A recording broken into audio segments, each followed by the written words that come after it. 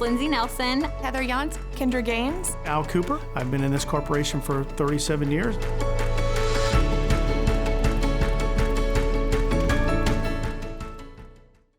I've always wanted to be a teacher. You could have asked me when I was 5 years old and I would have said teacher.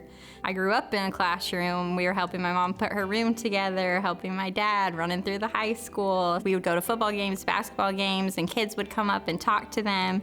And I just thought that was so cool, and I wanted to inspire young kids like they were doing. I knew I wanted to be a teacher pretty early on, but it's because of those teachers that I had. Mr. Alter, it's unbelievable that I am teaching with John Alter, and the passion that he has, and just the fact that I call him a coworker now. I never would have thought that, I'd be so lucky to be back here in New Pal teaching.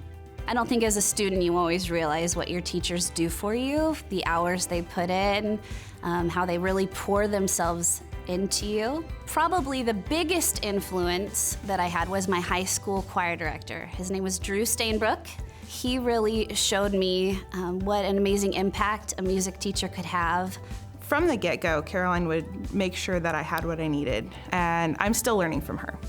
I'm still learning the best ways to get students to connect with what we're doing and what they're going to carry on with them after this. All of these people who were so great to me as a teenager are still there. And, as a first-year teacher, I really wanted that support system that I knew was already stellar. When I was growing up here, those names were Gary Starks, Marvin Shipler, people like that. I enjoyed my years as a teacher. It was never a job for me.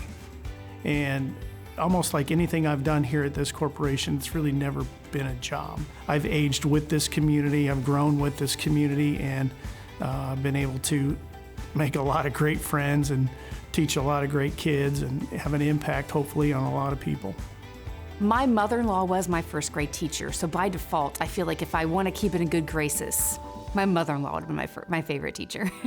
Knowing, again, my background and knowing what that does, if I did not have that strong support, whether it's at school and at home, I would not be who I am today. It's been awesome, and it kind of feels like I've been trained for 12 years of my life, just learning from them, from teachers at New Palestine High School as a student and now as a colleague.